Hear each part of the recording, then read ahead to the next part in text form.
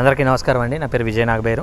Thanks a lot మన respect cinema channel ఇంతగా ఆదరిస్తున్న ప్రతి ఒక్కరికి చాలా థ్యాంక్స్.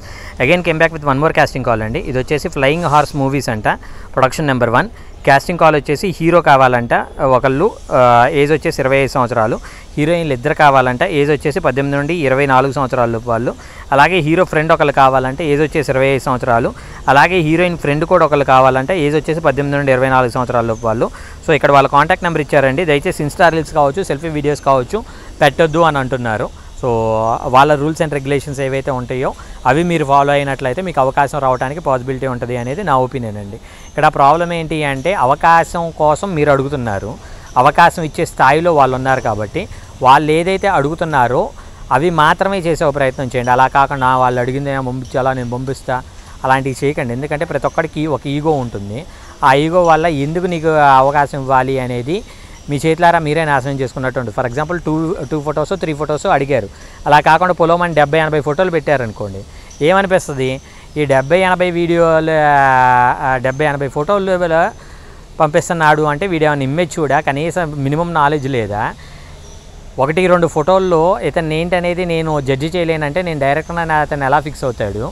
సో ఇలాంటి మూర్ఖులకు అనవసరంగా అవకాశం ఇచ్చి నేను మూర్ఖత్వంలోకి ఎందుకు వెళ్ళాలి అని వాళ్ళు మీకు అవకాశం ఇవ్వరు. కాబట్టి వాళ్ళు ఏదైతే అడుగుతారో వాటిని మాత్రమే ఫాలో అయ్యే ప్రయత్నం చేయండి. సో ప్రీవియస్ వీడియోలో నేను మీకు ప్రామిస్ చేసినట్లు చిన్న సినిమాలు బ్రతికించాలి, పెద్ద సినిమాలు తొక్కేస్తాయి అని చాలామంది మాట్లాడుతుంటారు. దానికి కొంచెం క్లారిఫికేషన్ ఇచ్చే ప్రయత్నం చేస్తాను. ఇక్కడ చిన్న సినిమాల్ని తొక్కేయటం అనేది చాలా పెద్ద మాట అండి. ఇక్కడ ఎవరు తొక్కలేరు. ఇప్పుడు for example I'm being in industry from past 22 years and I did somewhere about 98+ movies as a version writer. So ఫ్రస్ట్రేషన్లో ఉండే వాళ్ళు ఎలా మాట్లాడుతూ ఉంటారు అంటే నన్ను తొక్కేశారు, నన్ను 98 సినిమాలు వర్షన్ రైటర్గా రాయించుకున్నారు కానీ ఎవడు నాకు టైటిల్ కార్డ్ ఇవ్వలేదు అనేది ఫ్రస్ట్రేటెడ్ మోడ్. కానీ ఇక్కడ రియాలిటీ చెక్లోకి వచ్చేసరికి నేనేంటంటే నాకు టైటిల్ కార్డ్ దగ్గరికి వెళ్ళేసరికి నాకేంటి అంటే వర్షన్ రైటర్ కంటే కూడా 10 times తక్కువ ఇస్తున్నారు. ఇది యాజ్ ఎ టైటిల్ కార్డ్ రైటర్గా. ఫర్ ఎగ్జాంపుల్ నేను ₹10 యాజ్ ఎ వర్షన్ రైటర్గానే తీసుకుంటున్న టైంలో, అంటే ఒక గోస్ట్ రైటర్గాను వర్షన్ రైటర్గాను తీసుకుంటున్న టైంలో నాకు వచ్చేసి ₹1కి రాస్తారా, ₹1/2 రాస్తారా, ఇంకా మాట్లాడితే అసలు మీకు టైటిల్ కార్డు ఇస్తున్నాను రాసుకోండి అనే టైప్లో వాయిస్లు మాట్లాడిన వాళ్ళు కూడా చాలామంది ఉన్నారు. అసలు ఫ్రీగా రాస్తావా, అసలు నీకు టైటిల్ కార్డు ఇవ్వటమే ఎక్కువ, ఇలా మాట్లాడిన వాళ్ళు ఉన్నారు. సో నాకేమనిపిస్తుంది అంటే నేను when I'm being very happy as a version రైటర్గా హ్యాపీగా నేను మంచిగా సంపాదించుకుంటున్న టైంలో నేను మళ్ళీ టైటిల్ కార్డ్ రైటర్గా వెళ్ళి ఫ్రీగా రాసి నా చేతే ఫ్రీగా రాయించుకుంటున్నాడు అంటే కనీసం ఒక సరస్వతి పుత్రుడికే డబ్బులు ఇవ్వలేని వాడు ఆ సినిమాని ఏం రిలీజ్ చేస్తాడు? రిలీజ్ చేసినా కానీ అందులో నాకు ఒక నేము ఫేమ్ ఏం వస్తుంది? సరే సినిమా రిలీజ్ చేయడం అనేది వదిలేద్దాం, కనీసం ఒక రైటర్కే డబ్బులు ఇవ్వలేని వాడు ఇంకా సినిమాకి ఏం ఖర్చు పెడతాడు, ఏం మేక్ చేస్తాడు? మేక్ చేయలేని దానికి నేను రాయడం అనేది నా మూర్ఖత్వం అవుతుంది. కాబట్టి నేను రాయను అనేసి నేను ఎస్కేప్ అవ్వకుండా వచ్చాను. అంతే తప్పించి నాకు టైటిల్ కార్డు రాలేదు లేదంటే నేను చేయలేను అని కాదు.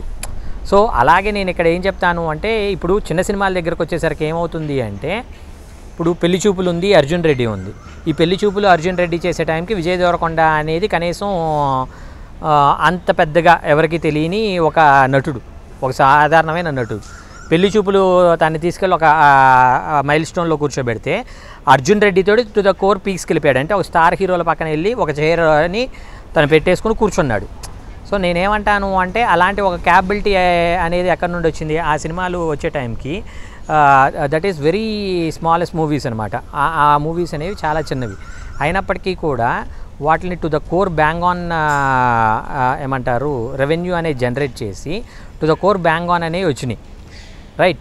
సో ఆ to the core bang on అనేది ఎలాగొచ్చింది అంటే the only thing they came up with a new subject, ఒక ఫ్రెష్ సబ్జెక్ట్ తోటి వచ్చి ఇంకా ఫ్రెష్గా స్క్రీన్ ప్లే చేసుకొని ఇంకా ఫ్రెష్ డైలాగ్స్ తోటి చాలా అద్భుతమైన టేక్ ఆఫ్ ఇచ్చేసి ఇది చేశారు. కాబట్టి అది చిన్న సినిమానా, కొత్త హీరోనా, కొత్త డైరెక్టరా, అసలు కొత్త ప్రొడక్షన్ అనేది ఎవరూ చూడలా. మంచి సినిమా చూడటానికి పొలోమని అందరూ వెళ్ళారు, చాలా పెద్ద హిట్ చేసేసారు. పెళ్లి చూపులైనా, అర్జున్ రెడ్డి అయినా, అలాంటి ఇంకా కాంతారా కావచ్చు, ఇంకా బలగం కావచ్చు, ఇలాంటివన్నీ ప్రొడక్షన్ హౌస్ ఎవరిది, హీరో ఎవరు, కాస్టింగ్ ఎవరు, డైరెక్టర్ ఎవరు ఏం పట్టించుకోలే.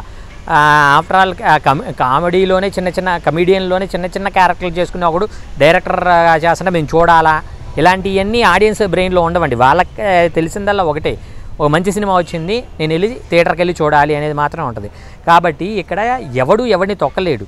మెయిన్గా మనం గుర్తుపెట్టుకోవాల్సింది ఏంటంటే మీరు ఒక మంచి కథతో రాగలరా, ఇంకా అద్భుతమైన స్క్రీన్ ప్లే చేసుకోగలరా, ఇంకా అద్భుతమైన డైలాగ్స్ రాసుకోగలరా, దాన్ని ఎక్సలెంట్గా ప్రొజెక్ట్ చేయగలరా, అంటే ప్రాపర్గా మేకింగ్ చేయగలరా, దాన్ని అద్భుతంగా ఫైనల్ కాపీ తీసుకురాగలరా, తీసుకొని వచ్చి థియేటర్లో వద్దండి దాన్ని హిట్ చేసే బాధ్యత మాది అని 2 తెలుగు రాష్ట్రాలు వెయిట్ చేస్తున్నాయి.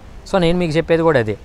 మీరు అలా కాకుండా చాలామంది ఏం చేస్తుంటారంటే ఏదో ఒక దిక్కుమాలిన సినిమా తీసేసి ఒక 4 పాటలు 5 ఫైట్లు పెద్ద హీరోలు చేశారు, ఆయన తొడగొడితే ఏంటి మేము కూడా తొడగొట్టేస్తాం, నేను అద్భుతంగా చేసేస్తాను అనే టైప్లో చాలా ఇమ్మెచ్యూర్డ్గా ఉంటారన్నమాట. అలాంటి ఇమ్మెచ్యూర్డ్ వాళ్ళకి సక్సెస్ అనేది రావడం అనేది కష్టం. అలా కాకుండా మనం ఎప్పుడైతే ఫ్రెష్ టోన్లో మాట్లాడించగలుగుతామో అప్పుడు, ఎందుకంటే మన మినిమల్ బడ్జెట్ మూవీస్ కాబట్టి మినిమల్ బడ్జెట్ మూవీస్లో మనం వచ్చేసి ఇప్పుడు కల్కిలాగా ఏది